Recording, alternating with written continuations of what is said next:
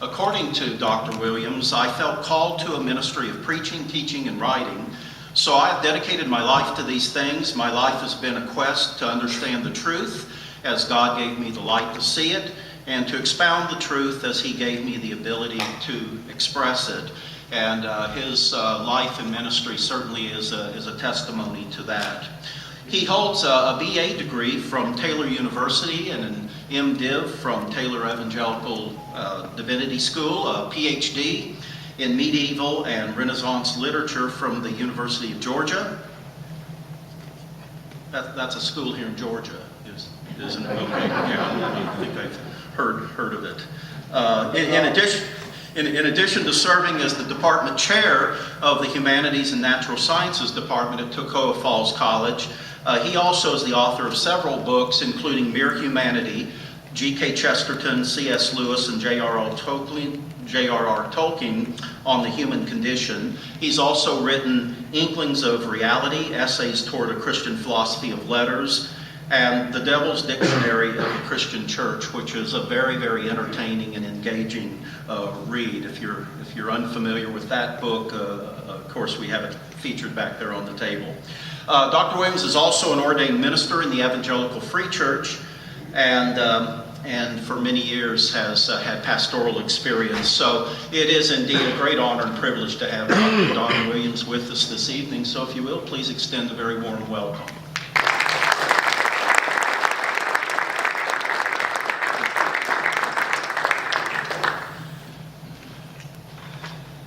Ellen Sila Lumen Omen Tiermo. A star shines on the hour of our meeting.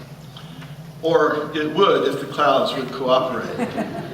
But that is an elvish greeting which seems like a good way to begin tonight. Title of this lecture is An Encouraging Thought. It's taken from one of Gandalf's conversations with Frodo. Why did this ring have to come to me? And Gandalf says, well, Bilbo was apparently meant to find the ring and not by its maker. And that may be an encouraging thought. And when you think about that line, it becomes a more encouraging thought than most readers of Tolkien probably would ever have imagined. Because if Bilbo was meant to find the ring, there must have been someone to mean it. And what does that imply about the world of Middle-earth and about our world? You know, those are interesting questions. Now, Tolkien is a writer who was a very devout Christian, a very deeply thinking Christian, and a friend of C.S. Lewis. In fact, it was Tolkien's witness that led C.S. Lewis to Christ, one of the major influences in his conversion. And yet, as I've been part of Inkling studies for the last 30 years now, I begin to realize that there is an entire mass of people out there who have no idea that any of that is true.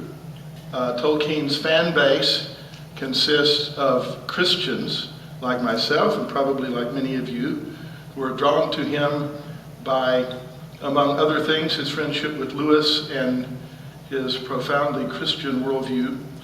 And then there's another group of them, probably half at least, who are the kind of people who are into Dungeons and Dragons, which the Lord of the Rings sort of inspired the creation of that game. And so you go to an Inklings conference, and half the people are evangelical Christians, and the other half are goths. And, you wonder what it is that can draw both of these groups together. The Christianity in Tolkien's work is buried much deeper, farther below the surface than it is in Lewis's. There's nothing in The Lord of the Rings, there's nothing in Middle-earth that corresponds to the stone table in Narnia, where it's almost impossible to miss the fact that not only is the biblical worldview being presented, but the gospel is being proclaimed. In Tolkien, it's much more subtle, but no less profound and no less biblical. But it's not obvious, and it's not obvious to a lot of Tolkien's fans. In fact, when you think about Middle-earth, you think about, of course, the One Ring, 3 rings for the elven kings underneath the sky, 7 for the dwarf lords in their halls of stone, 9 for mortal men doomed to die, 1 for the Dark Lord on his throne in the land of Mordor, where the shadows lie. 1 ring to rule them all, 1 ring to bind them, to find them, 1 ring to bring them all, and in the shadows bind them in the land of Mordor, where the shadows lie. I recall hearing Priscilla Tolkien, Tolkien's daughter, talk about listening to the Lord of the Rings as bedtime stories when she was a little girl and being given nightmares by the Black Riders. Someone asked, well, did the Black Riders in the movies have the same effect? And she said, I should think not. That's what happens when you let vulgarity and commercialism into it, isn't it? But she had nightmares. You know, this is the kind of thing that a lot of Christian parents, it would be the last thing they would give their children. It's very dark. The darkness that threatens Middle-earth is every bit as dark as the darkness that threatens our own world. And so, when I first read The Lord of the Rings, it was 1968, summer of 1968, summer between my junior and senior year of high school. And I had no idea who Tolkien was. I was reading it because everybody was reading it. I did not know at that time that he was a believer. I did not know that he was a friend of C.S. Lewis. I had not yet heard of C.S. Lewis. It was Tolkien that led me to Lewis. Somebody said, if you like Tolkien, you ought to check out his friend, C.S. Lewis, and I did.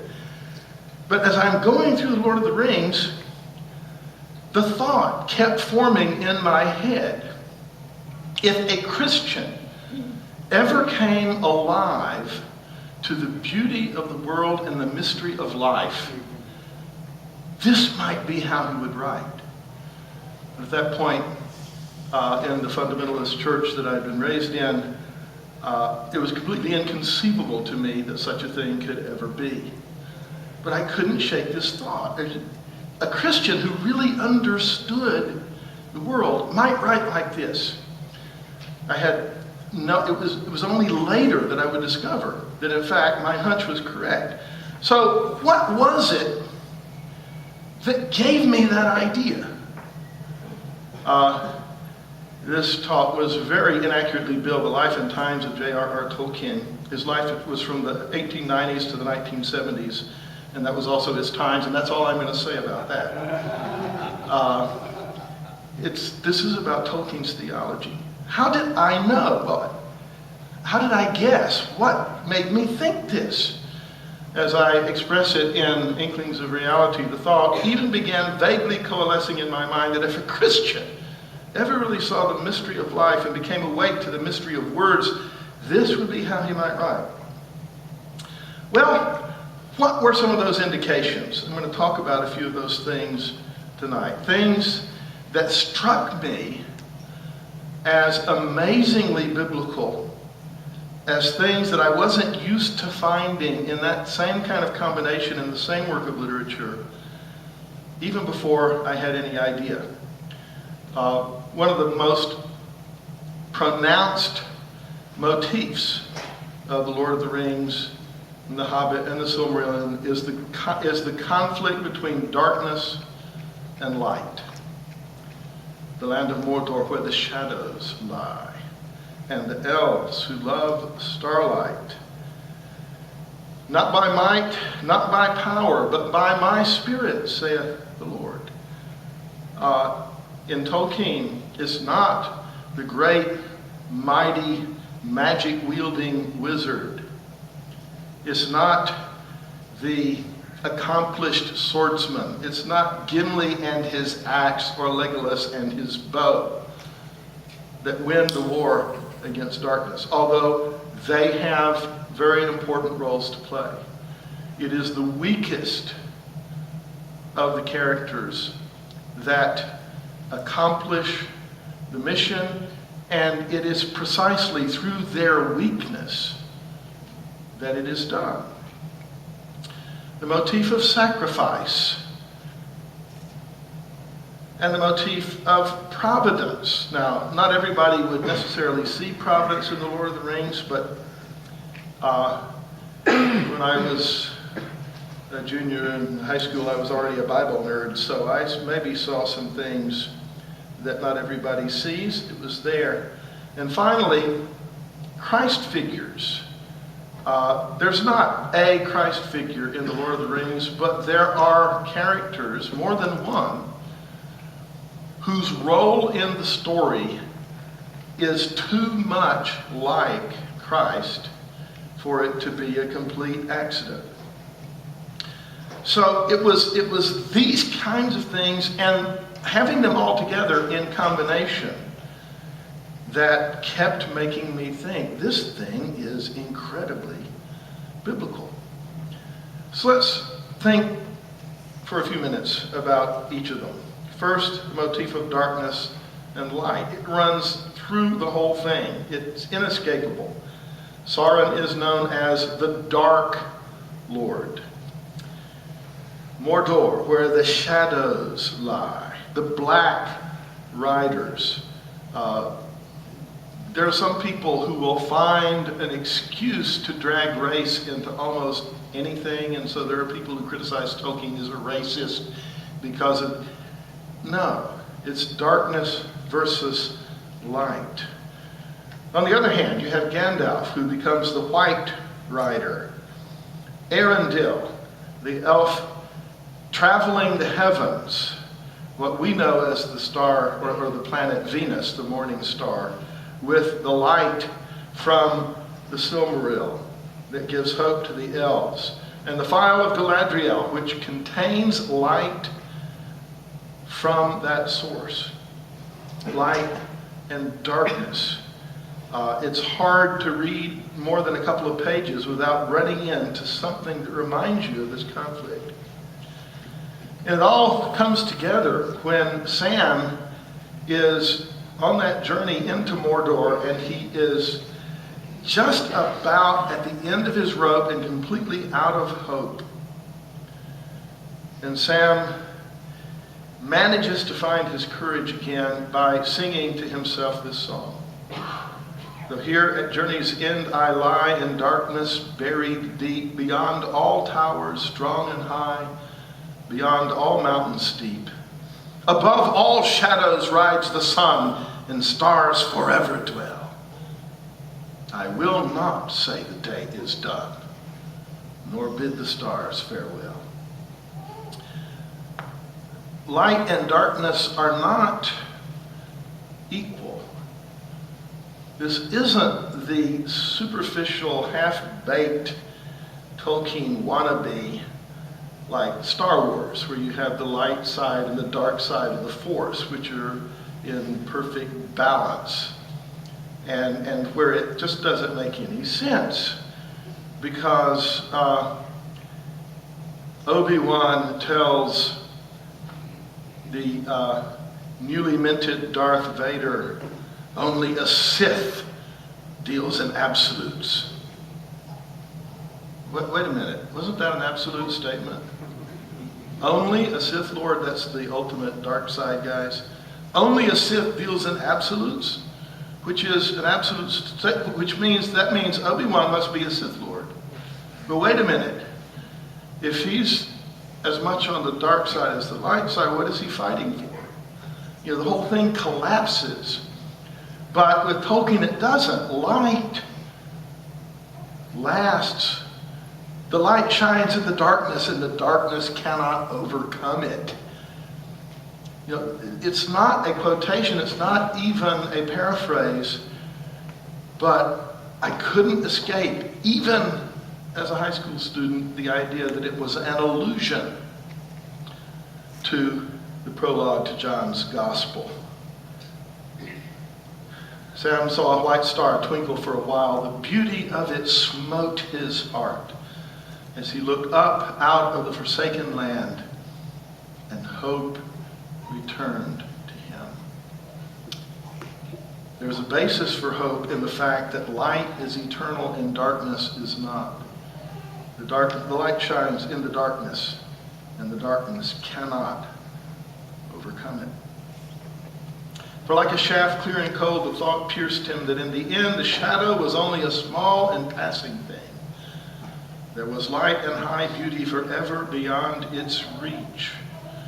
Now, nobody with a secular worldview who's thinking straight could write this. Because, in fact, the stars are not eternal. They have a certain amount of atomic fuel. When they burn it up, they go supernova, and they go out. And if the secular account of the universe is true on an ultimate level, we're headed for the death of all that light. And when it's gone, the darkness will reign supreme forever. There can only be legitimate hope in the existence of light if light and darkness are not equal. So it's not just light and darkness, it's how they relate to each other in ways that keep reminding you that the light shines in the darkness and the darkness cannot overcome it. In the end, the shadow was only a small and passing thing. In a secular worldview, it's the thing that lasts forever. It's inescapable. But there was light and high beauty forever beyond its reach. Not by might, not by power. There's nothing more central to the basic plot of Tolkien's tale than this. The road must be trod, but it will be very hard, says Elrond, and neither wisdom nor strength will carry us far upon it. This quest may be attempted by the weak with as much hope as the strong. And so it's the hobbits, these country bumpkins who mostly pay no attention to anything going on outside the limits of their little protected land, who when somebody does take an interest in the issues of the larger world, that person is looked down upon. My goodness, if you go and have adventures, you can't be completely respectable. These little people who could not exist if they weren't constantly protected by the rangers, and they don't even know it. They appear out of nowhere to trouble the counsels of the great and the wise, and this quest may be attempted by the weak with as much hope as the strong. And it's not just that they're the little guys. It's not just that they're nobodies. Gandalf's the only one of the great and wise who pays any attention to them at all, because he is in fact the wisest. It is precisely their weakness that is the key to the victory. When Frodo gets to Samathnaur, and he's on the point of throwing the ring into the fire and destroying it, he is finally overcome. And it's only because he loses the fight with Gollum, who bites his finger off and takes the ring from him and is dancing on the edge in triumph. It's the fact that Frodo has failed to resist the lure of the ring, failure, that puts him in the position where Gollum can steal it and fall off the cliff. It's weakness, the fact that he loses that fight. It's not just that it's the weak who achieve the quest, it is that their very weakness turns out in the overall wisdom of Iluvatar to be the key to the victory. It is off the course of the deeds that move the wheels of the world. Small hands must do them because they must, while the eyes of the great are elsewhere. Not by might, not by power. Sacrifice. I have been hurt too deeply, Sam, says Frodo, explaining why he ultimately has to pass over the seas from the Grey Havens and leave Middle-earth. I tried to save the Shire, and it has been saved, but not for me. It must often be so, Sam, when things are in danger. Someone has to give them up, lose them, so that others may keep them. Frodo doesn't live happily ever after. He doesn't go back to the Shire and live happily ever after. He has wounds that cannot be healed in this world, and he has given up the very thing he tried to save, and he thinks it's worth it. That's pretty amazing. We have anti-heroes nowadays. Heroes are supposed to be passé and not nearly ironic enough for our postmodern world. And so we have lots of stories now with heroes that don't really win. But they lose, and their loss is ultimately meaningless. Here is someone who freely makes decisions that cause him to give up things for others, and who concludes in the end that it's worth it. Providence. I can put it no plainer, said Gandalf, than by saying that Bilbo was meant to find the ring and not by its maker. And that may be an encouraging thought. Well, if Bilbo was meant to find the ring, there had to be someone to do the meaning, because meaning is a personal act. And if, in fact, Bilbo was meant to find the ring and not by its maker, then that means there's someone directing the course of events who is not Sauron, and who is in fact greater than Sauron. That's why this is an encouraging thought.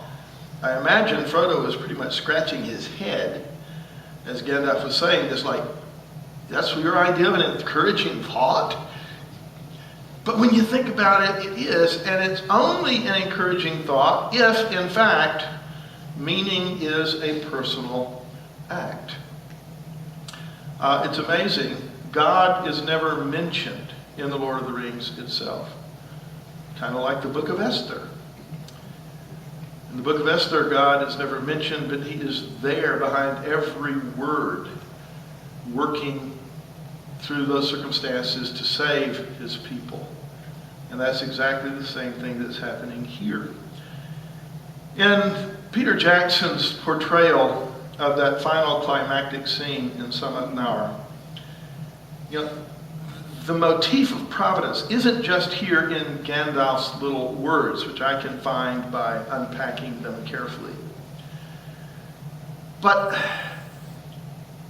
the fact that Gollum is there at the end, Gandalf had predicted he's going to have something to do with this, and Bilbo's mercy in not killing him is going to rule the fate of many.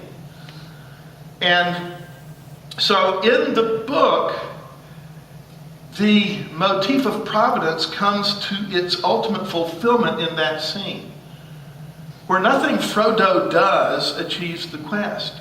In fact, Frodo's actions are all designed to make the quest fail.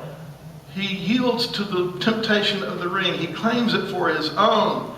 And Sauron senses this, and the Nazgul are streaming toward the mountain.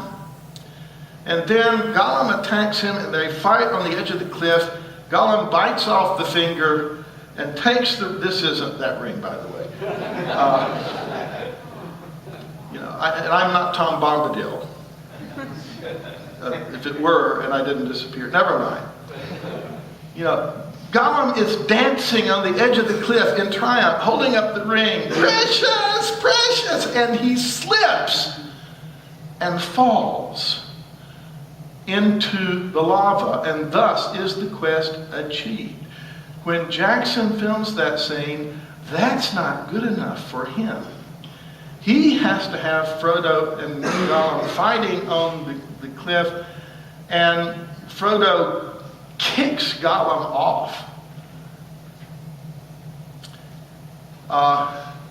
I think he was trying to copy the scene in The Search for Spock, where Kirk throws Colonel Cruz, the Klingon commander, into the abyss.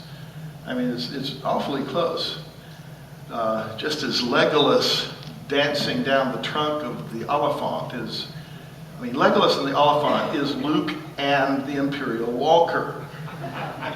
It's like, come on, if you're going to make stuff up, at least don't copy somebody else in doing it.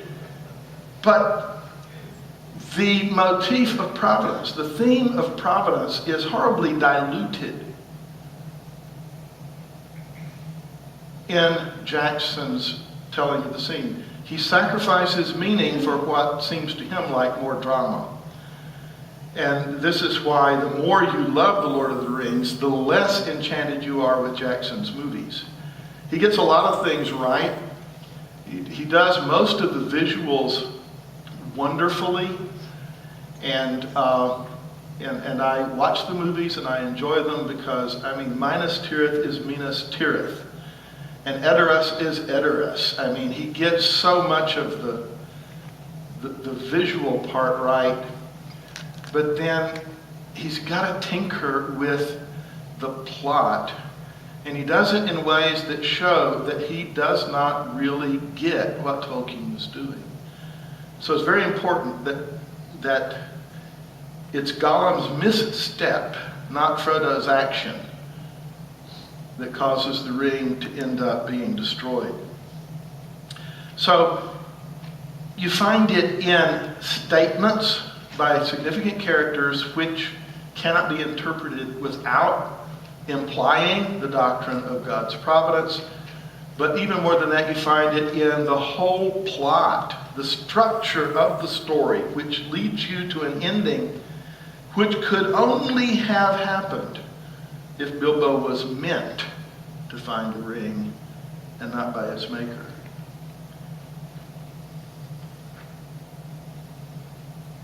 You were meant to be here tonight, and so was I.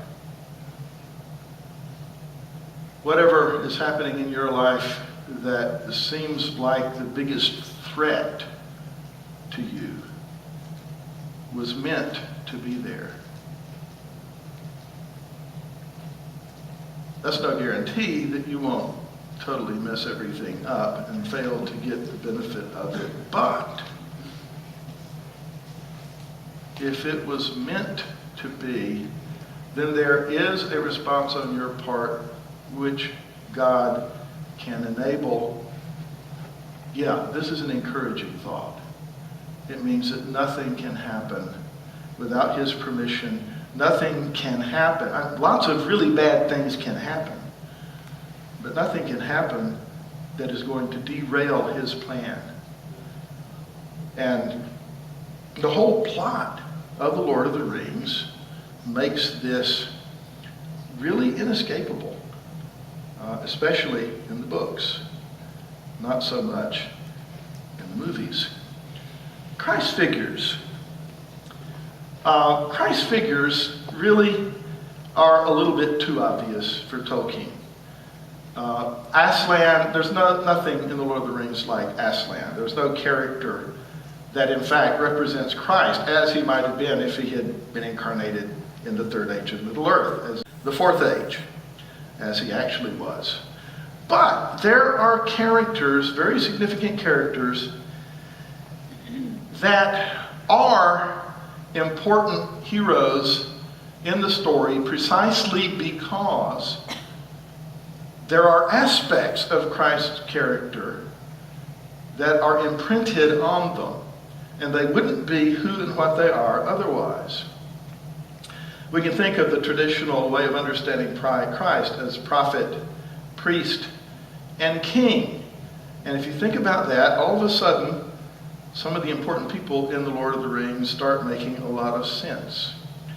Gandalf would not be Gandalf if somewhere in the back of Tolkien's profoundly Christian mind was not Christ the prophet. Christ, the one who reveals God's word, not just by saying it, but by embodying it, by being it in the flesh. We're in Minas Tirith. The war is going very badly. The siege is about to begin. Gandalf has heard bad news that makes him really, really worried about what's happening with Frodo and Sam on their way to Mordor. And Pippin looks up.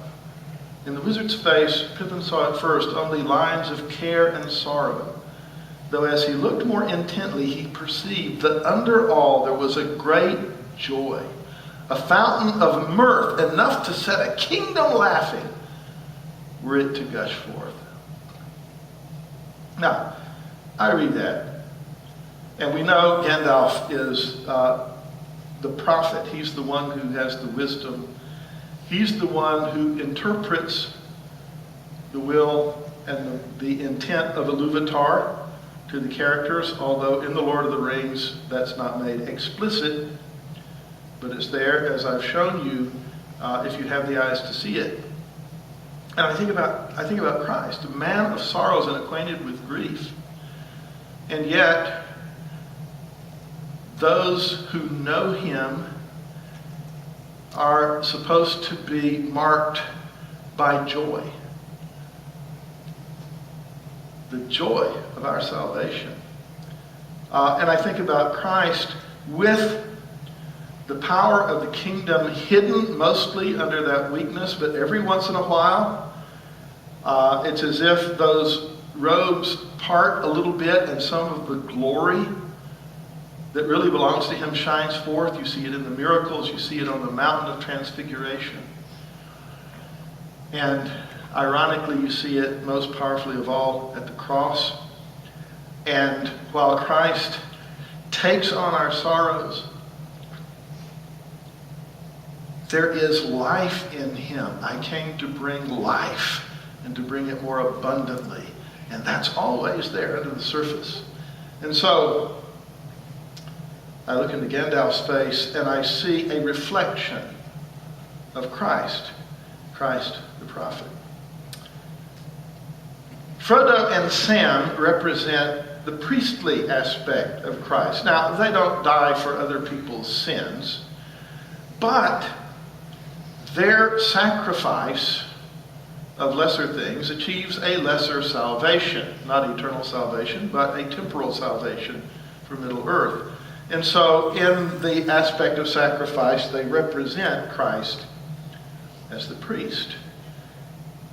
No taste of food, no feel of water, no sound of wind, no memory of tree or grass or flower, no image of moon or star are left to me.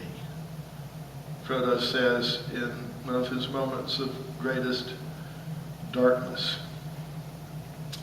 Notice how moon and star are in the climactic position of that series of earthly blessings that hobbits seem to have the capacity of enjoying more than other races. Well, the elves probably appreciate the stars more than anyone, but Frodo and Sam are elf friends. They have known something of that. When Frodo says, no image of moon or star are left to me, I'm in total darkness here. The weight of the ring is bowing me down. I am naked in the dark, Sam, and there is no veil between me and the wheel of fire, which is what the ring has become to him. And so he embraces suffering, and that embrace is the path to salvation for Middle-earth. Frodo and Sam wouldn't be quite the characters they were if that aspect of Christ wasn't reflected in them. I'm not calling them Christ figures. There's no one, I mean, that's too big a job for anybody to do, unless you're Aslan. I mean, Aslan could kind of pull it off. But no human character or elf or wizard could really be a convincing Christ figure. It's asking too much.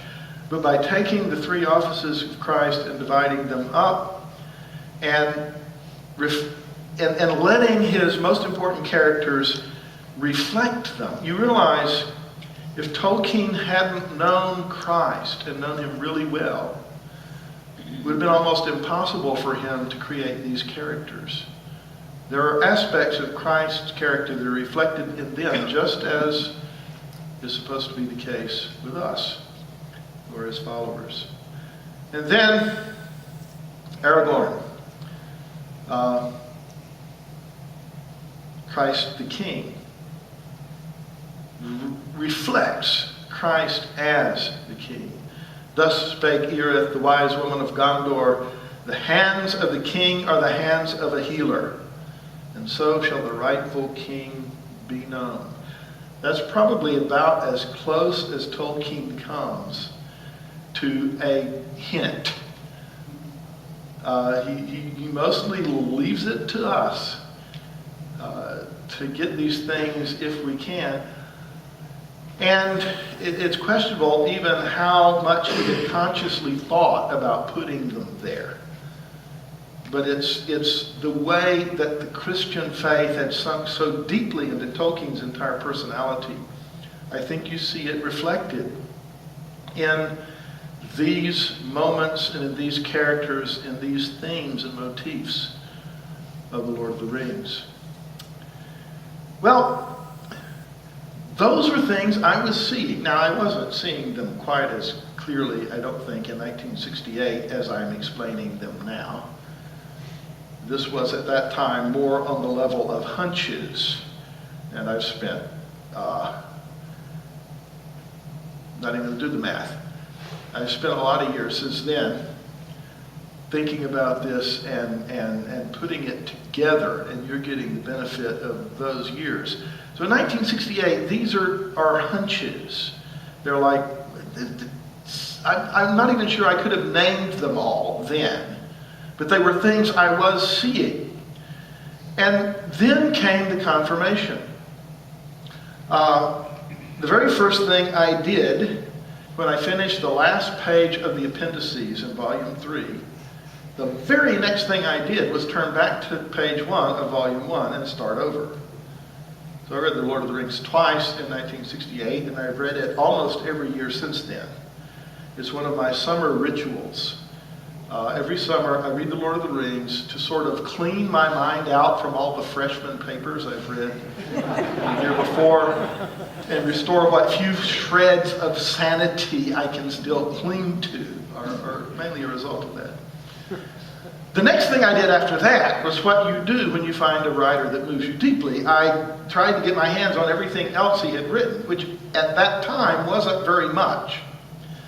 But it did include a little selection of shorter pieces called the Tolkien Reader.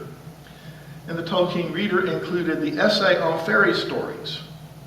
And so Tolkien is talking about fairy stories and why they're important, why the imagination is important, and how they should be read and what they mean, and it's all very interesting. And then he sort of comes to the climax of his argument. And what else would you do at the climax of your argument but break into poetry? I mean, I do that, and Tolkien did as well. And this is what I found. Although now long estranged, man is not wholly lost nor wholly changed. Disgraced he may be, yet is not dethroned, and keeps the rags of lordship once he owned. Man, sub-creator, the refracted light, through whom is splintered from a single white to many hues and endlessly combined in living shapes that move from mind to mind. What though every cranny of the earth we filled with elves and goblins, though we dared to build gods and their houses out of dark and light and sowed the seed of dragons, 'twas our right. used or misused, that right has not decayed. We make still by the law in which we're made. And at that moment, I slammed the book shut, put it down, and went out for a walk, because I had to assimilate what I had just read. My hunches had turned out to be true.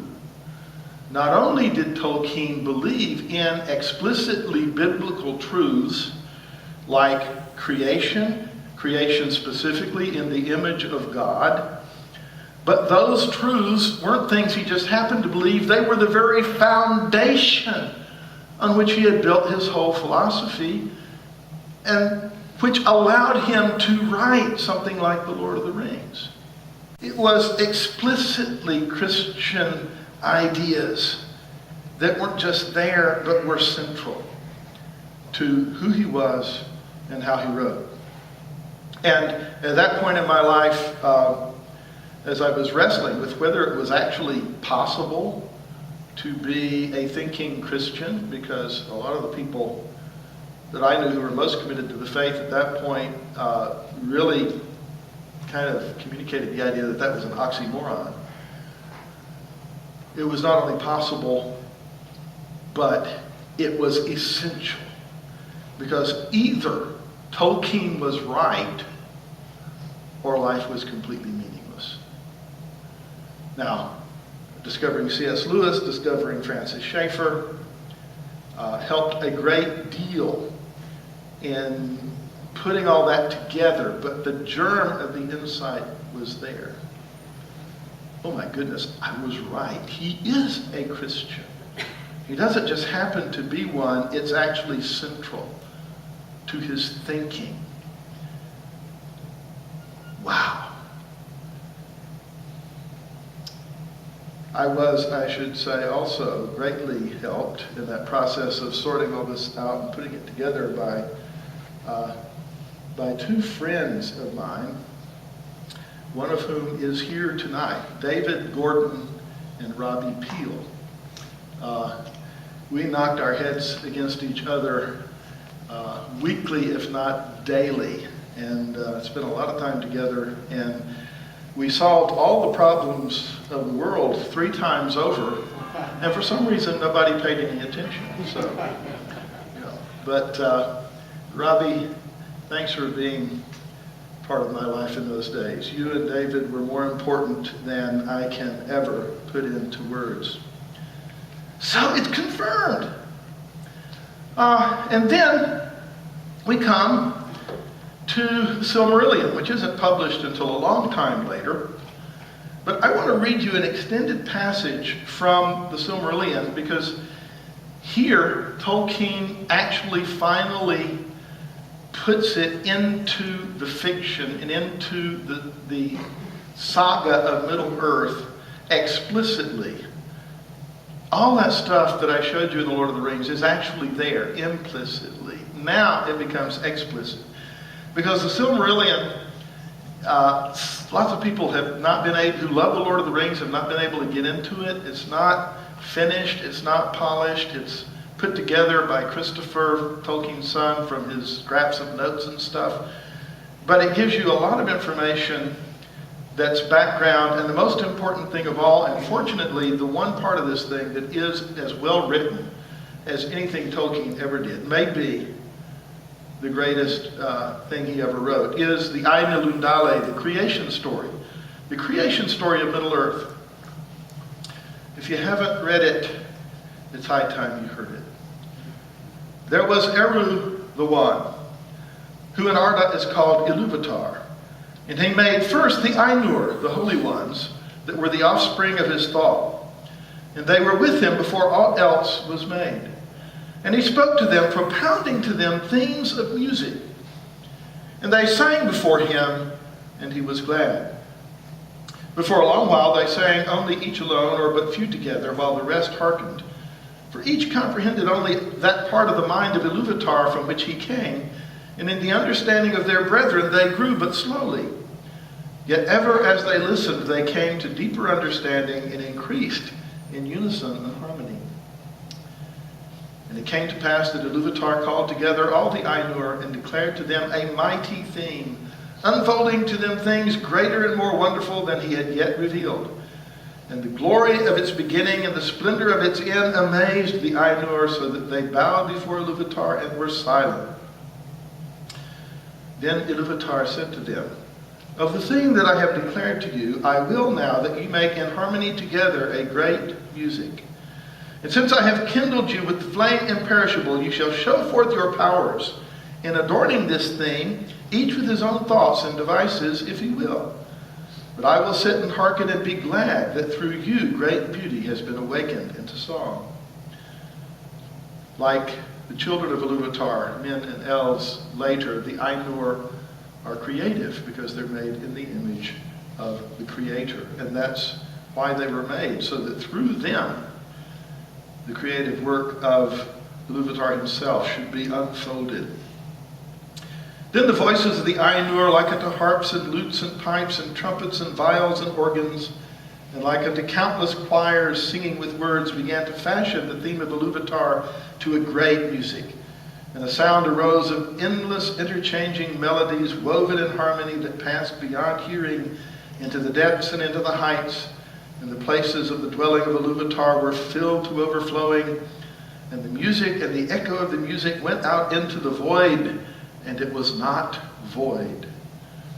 Never since have the Ainur made any great music like to this one, though it has been said that a greater still shall be made before Iluvatar by the choirs of the Ainur and the children of Iluvatar after the end of days. Then the themes of Iluvatar shall be played aright and take being in the moment of their utterance. For all shall then understand fully his intent in their part, and each shall know the comprehension of each, and Iluvatar shall give to their thoughts the secret fire, being well pleased. But now Iluvatar sat and hearkened, and for a great while it seemed good to him, for in the music there were no flaws. But as the thing progressed, it came into the heart of Melkor to interweave matters of his own imagining that were not in accord with the theme of Iluvatar. The problem is not that he interwove things of his own imagining. The Ainur were in fact commanded to do that. You know, this is like it's like a great symphony that is a symphony of jazz musicians who are improvising on the theme and the chord progression they were given.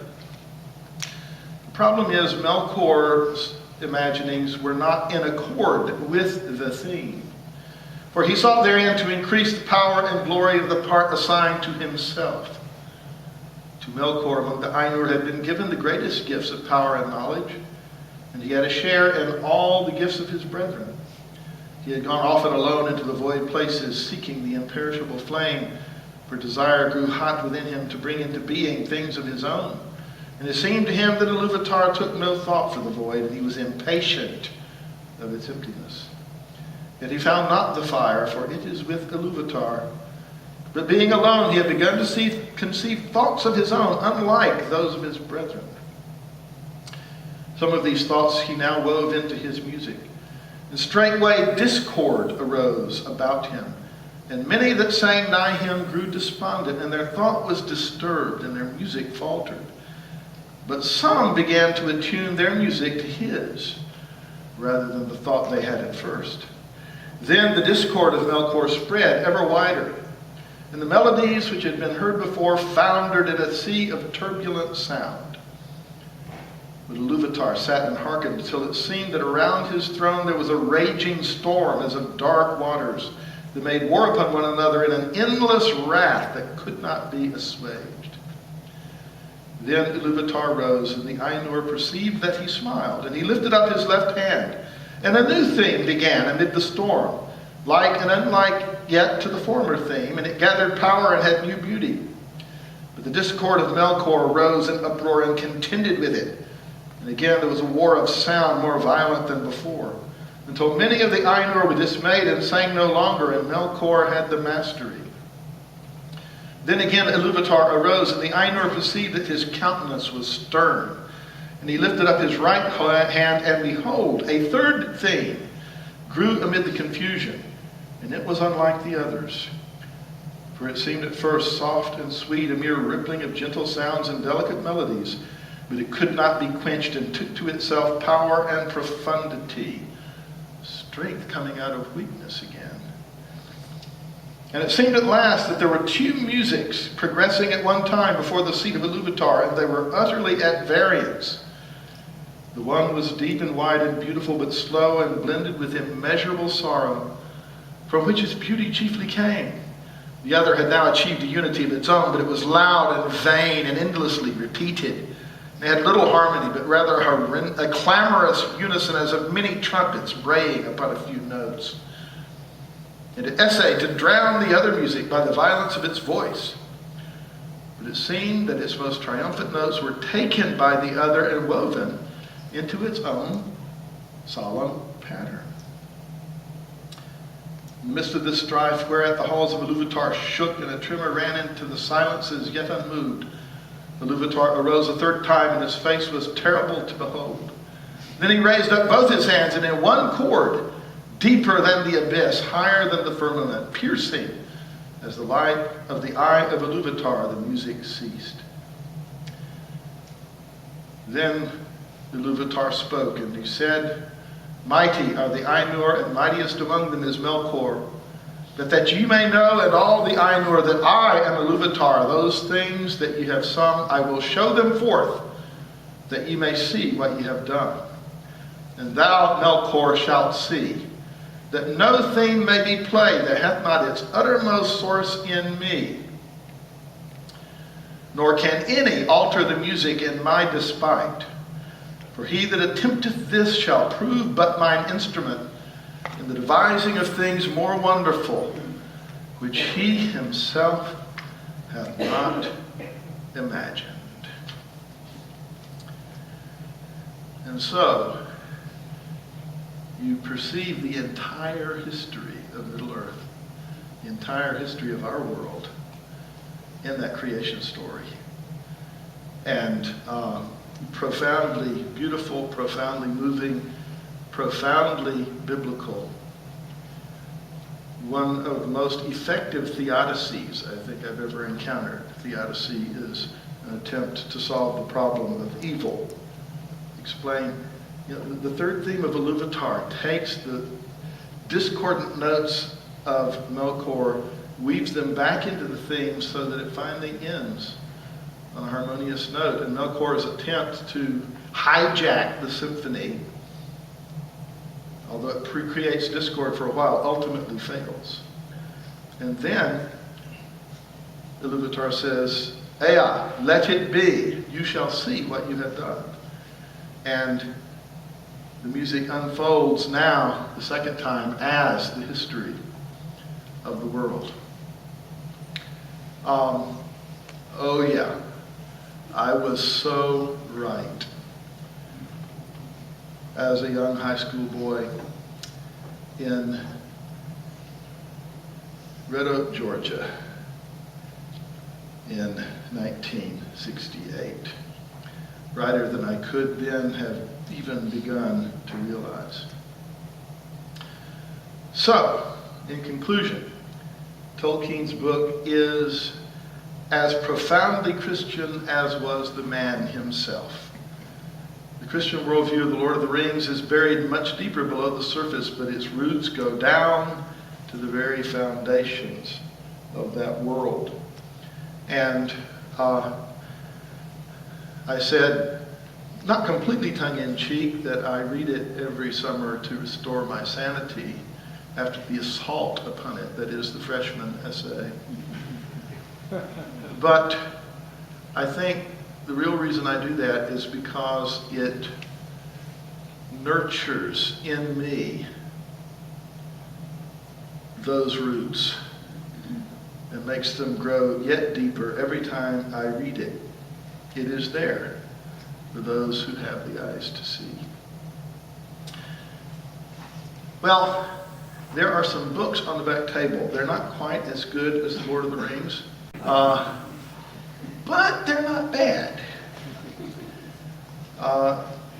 The one that you saw on that last slide, Mere Humanity, G.K. Chesterton, C.S. Lewis, and J.R.R. Tolkien on the human condition. That's the one most directly related to what we've been talking about. And if you found this discussion interesting and want to have more where it came from, that would be a good book to grab. But there are others as well, all of them wonderful. Here's one that I've learned I need to read from whenever I do this, because Stars Through the Clouds is the collected poetry of Donald Williams, this much poetry. And most people look at a book of modern poetry and they think, oh, what could possibly be there that I could possibly be interested in? Because modern poetry is deliberately incomprehensible and not very poetic. But I have put some really astounding innovations in this book. Things like meter and rhyme.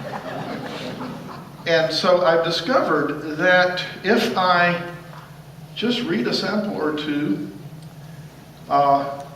people actually want to buy this. And so let me conclude with a poem about Tolkien. There's lots of different, there's devotional poetry, there's nature poetry, there's hilarious limericks, there is a mythopoeic Arthurian legend, the true history of the Holy Grail, where you find out what really happened. Tennyson got it wrong. But this is called Lothlorien. And so if you've read The Lord of the Rings, you know the place I'm talking about, the kingdom of Galadriel, where elfendom was at its most beautiful and purest until the passing of the elves over the sea. From Silver Trunk the golden leaf blows to the old abandoned fief. For time the robber and the thief has brought the hidden realm to grief. The wonder is withdrawn.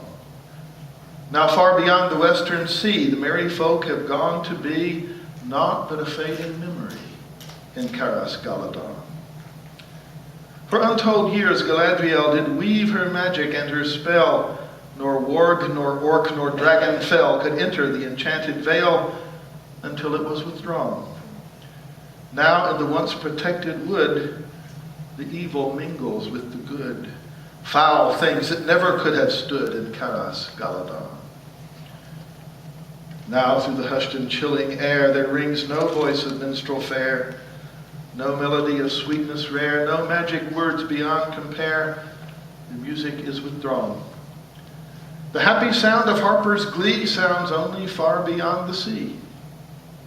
The rasping raven's symphony fills Caras Galadon. In Caren Amrath, Arwen's tomb lies hidden in the gathering gloom. The Nifredil no longer bloom. She sleeps within that narrow room, all memory withdrawn. The sons to Aragorn she bore, they come to mourn her there no more. They sleep beneath the marble floor of cold and deep Rathdinnen, far from Caras Galadon. The lonely wanderer passes by. He sees there is no shelter nigh. The stars are twinkling in the sky. He groans and on the ground doth lie within his cloak withdrawn. The leaves are rustling on high. It seems to him they softly sigh a sad lament. He knows not why. In Caras Galadon. And that, my friends, is the story not just of Lothlorien, but of everything of beauty that we have built in this fallen Middle Earth. But my friends, there is light and beauty beyond the darkness which it cannot touch.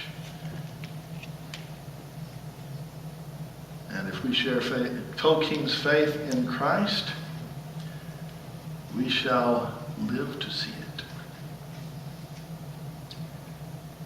I believe there's some little tin trays passing. They are. Can we show our appreciation for Dr. Williams? And we have a few minutes for questions, if any. Because I'd like people to at least be able to hear what the question is. Let's talk with Sophia. I was wondering, you addressed Gandalf as a prophet, but the most obvious thing that I thought you might address, but you didn't in this, was him dying and then coming back to life. Yeah, I could have gone that. I could have gone that direction too.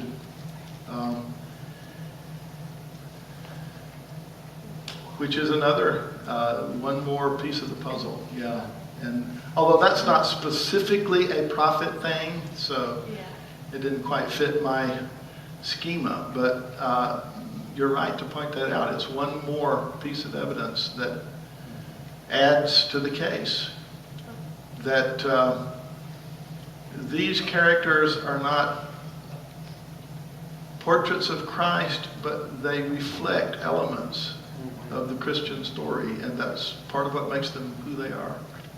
Here in the back. Good point.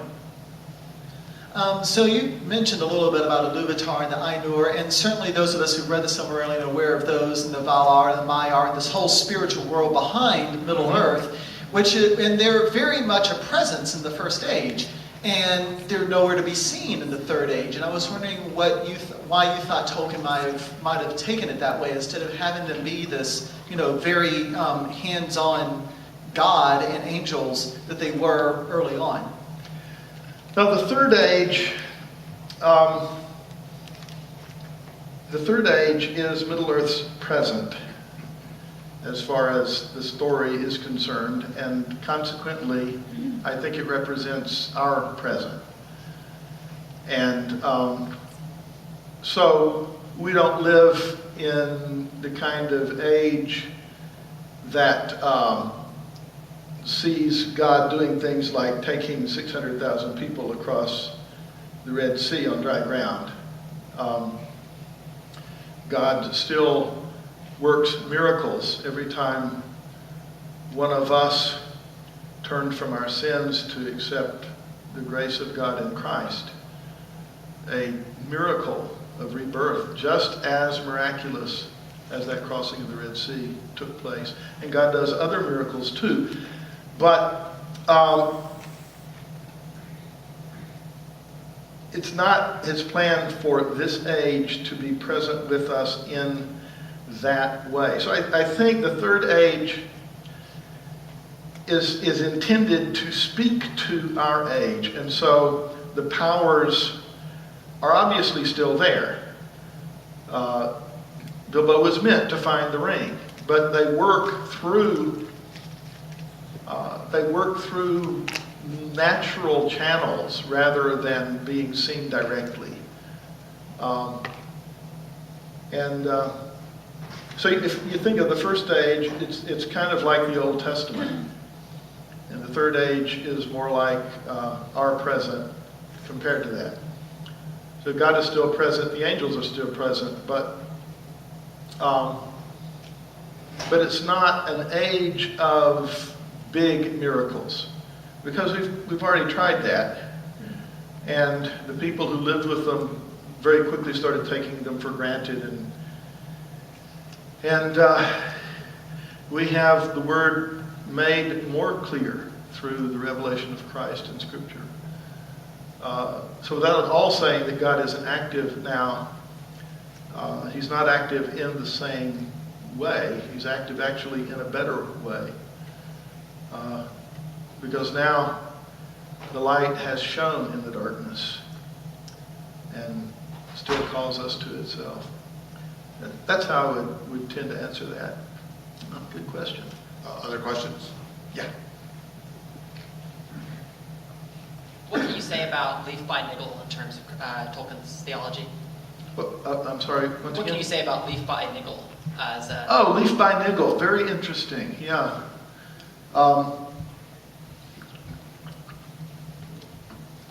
A picture of his view of the next life, I think. And I doubt he would want us to draw detailed conclusions about the nature of the next life from it. But I think the general import of it is that we often in this life do not know the significance of what we're doing. You know, Nigel was all focused on getting that painting done, and then it turns out taking care of his neighbor was what actually mattered. But the leaf survives, so the other thing wasn't wasted either, and God knows what he's doing.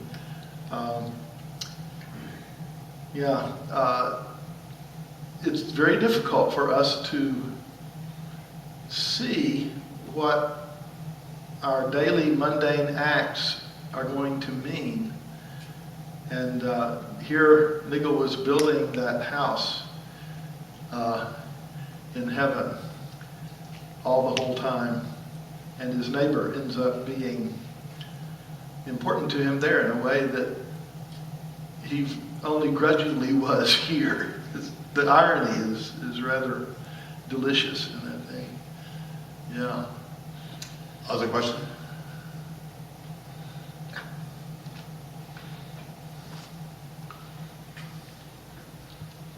Don, I wonder if you could give us any insights of why Tolkien seems to write almost in code, in symbol, in imagery, even for Christians who are struggling to understand the theology of the Bible. Then you have something that's written in the symbolism that would reflect the Bible.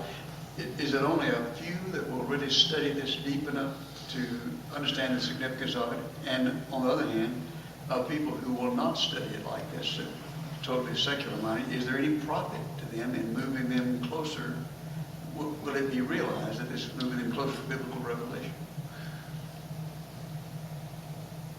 Well, I don't know that it's only a few, and I don't know that depth is the key, because I was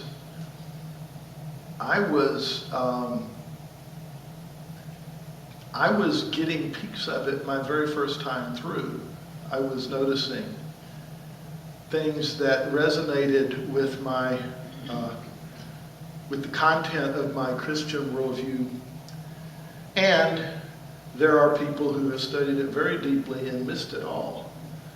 And so I think it's a matter of, I think the Lord of the Rings, Tolkien very much succeeded in making it very much like the world itself. That is, God is obvious everywhere, but we suppress that knowledge in unbelief unless we are given the eyes to see. And the profit of it, for me, I don't think Tolkien set out to write a theological work. He set out to tell a good story. But as he himself realized later, as he says in his letters, that one of his letters, that it's a profoundly Christian work. And I think it turned out that way because that's who he was. And the profit of it for me is that I don't know if code is the right word, because it's very simple things. Starlight, water, wood, stone, friendship. I mean, the things that carry the meaning, they're only a code in the way that creation itself is a code. The heavens declare the glory of God. And the profit of it for me is that it gives me, it irrigates my soul in such a way that all of those seeds of biblical truth have a chance to sink their roots more deeply. That's just my own testimony. That's the effect I believe it's had on me. Almost like man-made art or creation as such enhances the truth that it represents. It can, yeah. In Tolkien's case, I believe it does. This isn't so much a question as it is a talking point for you. But there is an obvious absence in this trilogy, or in this one book, of religion. But we know that it's profoundly Christian. And my take on that is that it's so thoroughly Christian, it's so thoroughly rooted in what we have a hard time experiencing anymore in a compartmentalized Christianity, where we live our lives in compartments and we put Christianity over here, that for Tolkien it's just so blanketed over the entire, not just the characters' lives, but over the entire creation, that even the absence of God and the angels in the third age isn't so much an absence, as you were saying, but as something that's now matured and taken for granted. Would you... Not an absence, but a different mode of their presence. Yeah, almost like a supersaturation of it. Would you speak to any experiences that you've had in dealing with people who have looked at The Lord of the Rings as... Well, you mentioned caricature, the goth that comes to see Lord of the Rings and to just hear about the dragons rather than the intention of the dragons by the author. To those who say, well, the Lord of the Rings is absent of religion, and so that's really a proof that it's just a fairy tale, versus the absence of religion being actually a positive for the Christian presence. Well, I actually think it's not completely absent. There's that moment when Frodo and Sam are behind the waterfall with Faramir and his men, where they have a moment of silence looking to the west before the meal. And Frodo feels rustic and untutored because they don't do that in Hobbiton. And so I think it's very much like, I think religion is very much like Iluvatar himself. That is, Iluvatar is all over the Lord of the Rings, but you don't see it until you read the creation story in the Silmarillion, or a lot of people don't. And I only saw hints. But then once you read that creation story, it's like, oh my goodness, Iluvatar was the one who meant for Bilbo to find the ring. He has been active in the Lord of the Rings all along. But I had to read this before that really crystallized for me. And so you have the hints in the Lord of the Rings brought to clarity by the material in the Silmarillion.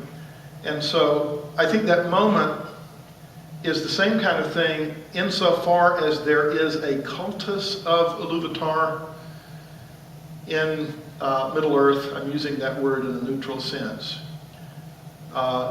Insofar as there is formal worship of Iluvatar, it's just hinted at in the trilogy. But then, when you go back to the Silmarillion, you discover that the Númenóreans had the temple on Mount Middle-Tarma.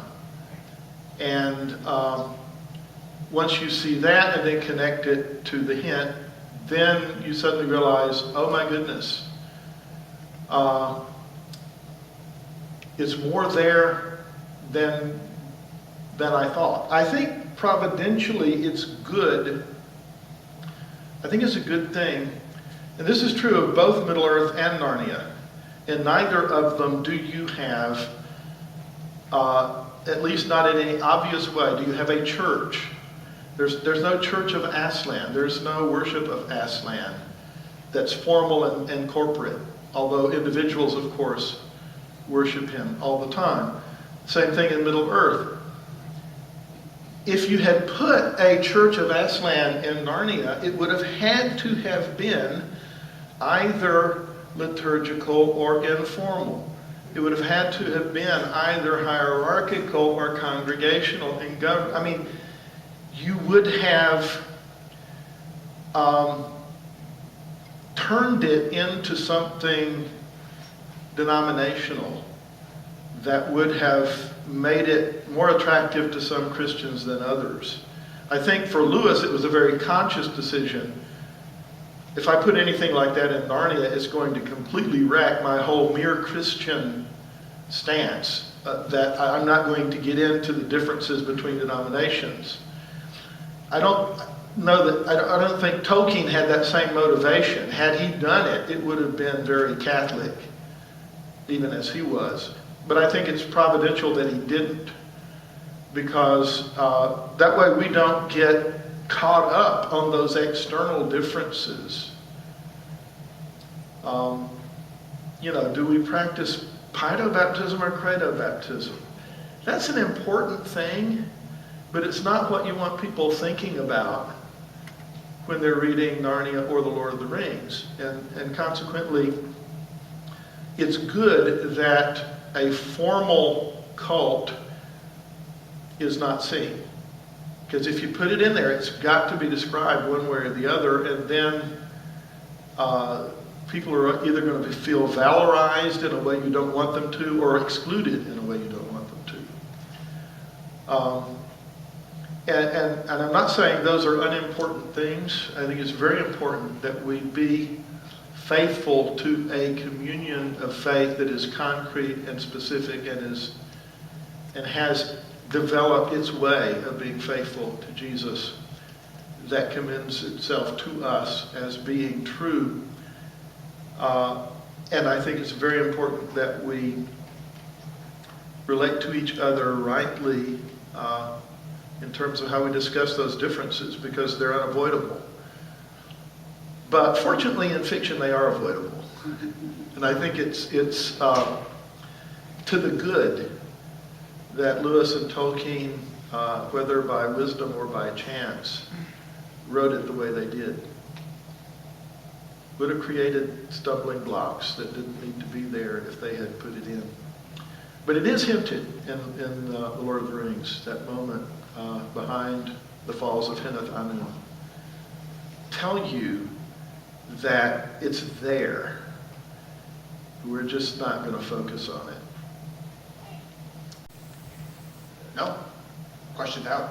No, one more, Bob. Okay. Here. Let's see what you think about this, that both Lewis and Tolkien were attempting to communicate to the general public, which is largely skeptical and not religious, and skeptical of religion, and the use of the imagination was their method to do that.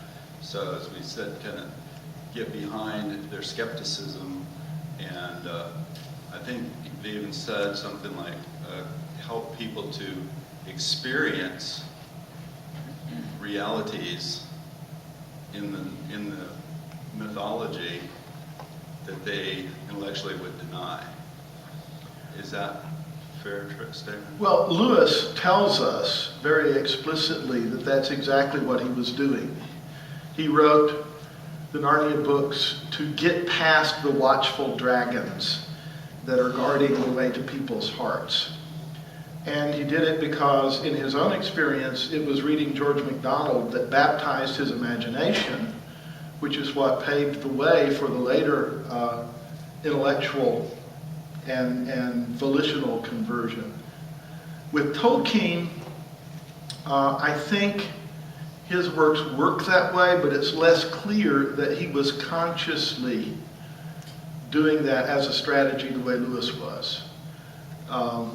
I think it's likely that Lewis clearly, there are parts of the Narnia books where Lewis is certainly availing himself of the opportunity to sneak the gospel past those watchful dragons, and he knows what he's doing.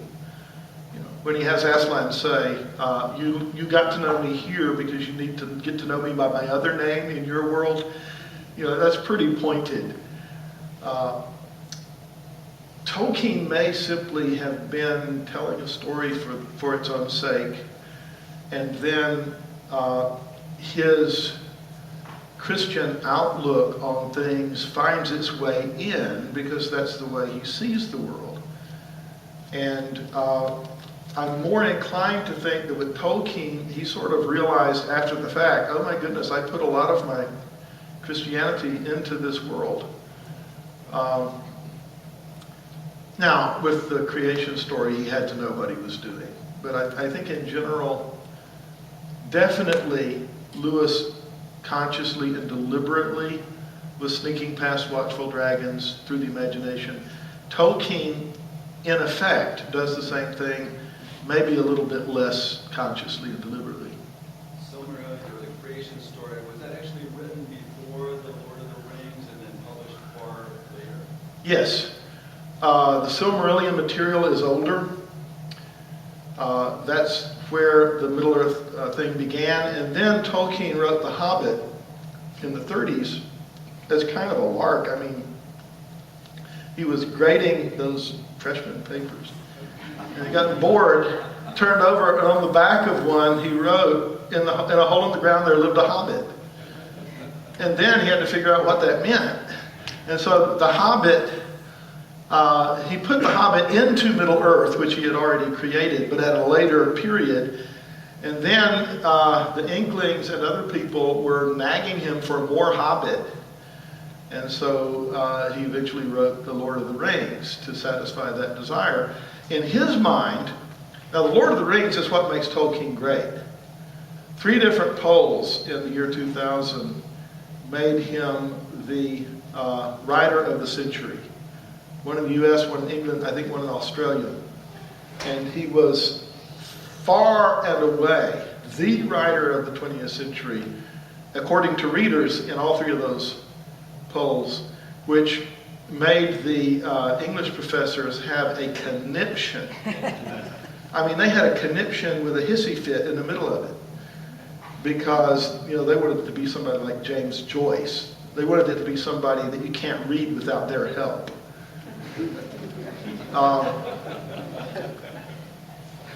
But Tolkien deserved it. The Lord of the Rings is why.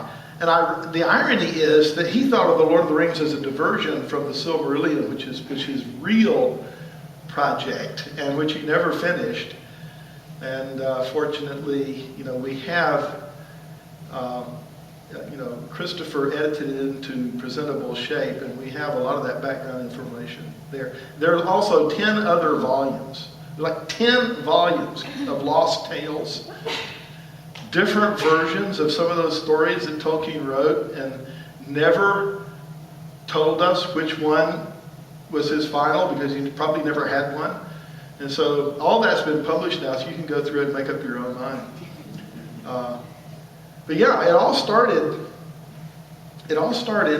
with Tolkien's desire to create a language. And that language was Elvish. And because Tolkien was a linguist, language was what he studied. And so he was trying to create a language because he thought that was the ultimate creativity. In the beginning was the Word, and so to create a language would be the most creative thing to do. And then he realized that this language would never satisfy him as being like a real language unless it had a people to speak it. And that people would need a world to live in and a history, and they would need other people whose languages they could be related to, because that's the way a real language is. And so all of Middle-earth was created as an environment in which the Elvish language could exist. and that's basically where it came from. So that's why I say I kind of doubt that Tolkien was as deliberate and conscious about sneaking past the watchful dragons as Lewis, because for him it was all about, everything goes back to the language. And that's why Middle-earth is so good. People always think about, wow, these names, where did he come up with so many really cool names? And in the providence of God, a lot more than that comes through. So, Well, Dr. Williams, thank you very much. Let's show our appreciation one more time.